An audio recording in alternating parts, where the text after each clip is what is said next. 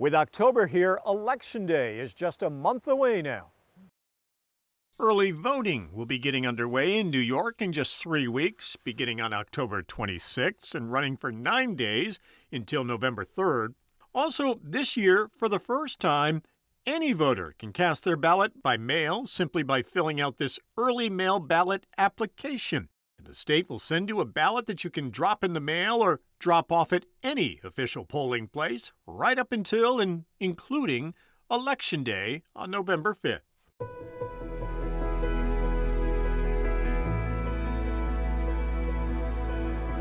Joining us now is Mary Dyer and David Souliere, who are the two Board of Elections commissioners in Clinton County. Welcome. It's nice to have you here. Thank you. Appreciate you being here. Thank you, Tom. We know it's a busy time of year for you. Now, for the folks who aren't registered, what is the deadline for them to reach out to you and say, I want to register, I want to vote in the general election? October 26th. Which is also the first day of early voting. That's correct. Best way to do that, online, by phone, in person? Whatever's most convenient. We try to be, as open and transparent of an office as possible to be able to serve the needs of the voters. So they can go online to ny.gov.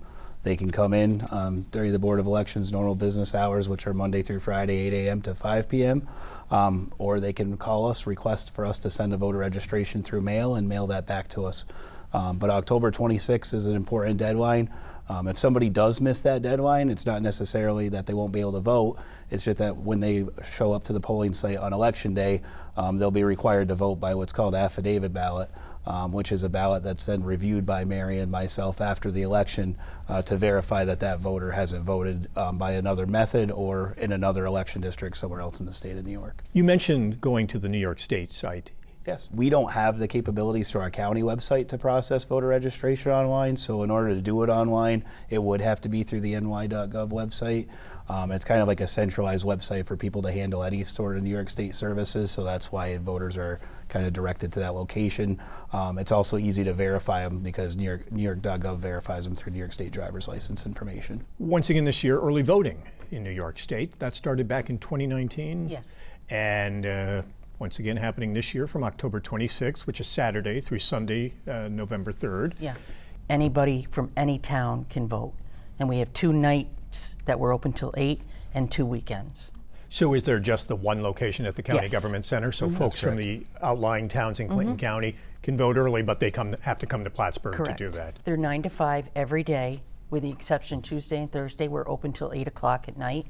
And on the weekend, Saturday and Sunday, we are open 9 to 5. How has the response been since 2019? Do you have many people that are taking advantage of early voting? 2019, we were extremely busy. A lot of people do take advantage, except for we had a very small primary this year, so I think it's going to be busy. I hope it's going to be busy. What percentage of voters have taken advantage of this? Has it been successful and have quite a few people taken advantage of early voting, or really not that many, 10% or less? It's probably less than 10%. It's hard to tell where the trajectory lies because, as Mary said, early voting started in 2019. So in some of our local years, we have comparisons because every 4 years, basically the election looks like it did 4 years ago. So we've only had one presidential race to really gauge what the participation looked like. And as Mary said, participation in 2019 and in 2020 was very high. I think we had some days where there was 700-800 voters, probably even more than that. So, if I would say that the trajectory for this election would probably put it somewhere in the neighborhood of the 10% that you mentioned.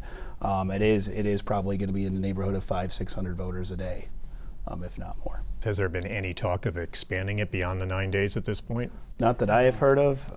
There has obviously been expansion of mail-in voting, and I think that that's kind of what would pick up the slack for anything beyond needing to vote 9 days before an election. I think then you would steer that person to an early mail-in or absentee ballot. And let me ask you about this. There are folks who can vote by absentee ballot, and that's still the same if they're going to be out of town, if they're traveling, if they're in the military. But there is also now the added early mail ballot after a court ruling this summer. So this allows anyone to vote by mail, but they need to request the ballot before Election Day? So it's the same request process as an absentee ballot. It's just the excuses have changed, as you mentioned. So with an absentee, the Constitution was very clear that in order to be an absentee voter, you either had to have a permanent illness or disability, you were absent from the county, or you had a temporary illness that day, or you were providing care to someone. Early vote by mail, it expanded it to basically no excuse early mail. So it's just the same requirement process. It's a one-page application. The person puts the parameters for how long they would like to receive an early mail ballot, whether it's just for a primary election, the general election, or both that occur within that year. It's only good for one calendar year, too. That's the difference between early mail and absentee. Absentee can go for the rest of someone's life if they choose. But it kind of put a mechanism in the law to allow anybody to request to vote by mail. What are the deadlines that they face? How soon do they have to fill out the application for that ballot? So by mail, it basically mimics the voter registration guidelines. So if they want to receive this ballot by mail, they would need to request it within 10 days before the election, October 26th. It would be the same as voter registration, so they could choose to go through the online portal system, which is essentially the same as the voter registration. They could call and request an absentee or early vote by mail application, and we would mail it to them, and then they would complete and mail back to us. Or they can come in person. So it's essentially the same as the voter registration. They can mail it back to you. It will come with a prepaid envelope, so they can just pop it in the mail. Correct. But if they choose, they can also deliver it to you in other ways? They can deliver it right to our office during standard business hours. They can deliver it to the poll site at the government center during early voting, or they can also deliver it to their poll site or any poll site that's open amongst the county on election day. So a number of ways for them. Absolutely. To get as it long in. as it's postmarked. If it's done by mail, it has to be postmarked by November 5th, which is election day. And if it's dropped off, it needs to be dropped off by 9 p.m. by the time the polls close. What's the response been to the early mail ballot? Have you had many people coming in looking to do that? We've had quite a few. I want to say through the portal, we can get anywhere from 60 to 75 a day. And that's through the state or the local portal that is emailed to us at the prior night. During the day, we probably get at least maybe 30 to 50 people at the counter. Yeah, I would say so. Yeah. And they're half and half. They could be absentee, they could be early mail. And the majority of them are voting right then and there. Unlike the early voting trajectory, we do kind of see a trajectory with absentees already. Obviously, in 2020, a big sticking point that year was COVID, so there were a lot of people that were relying on absentee ballots to vote. At that time, Clinton County had about 7,000 registered voters that were voting by absentee. This election, we've seen that come down obviously drastically because of COVID. Right now, we're still actually under 3,000 absentee early vote by mail voters in combination. So we do expect that number will probably settle out where we're at now. Will the early mail-in ballots also be counted after election day? No, there was a law change since the last presidential election. So starting in 2022, Board of Elections around the state do what's called rolling canvass.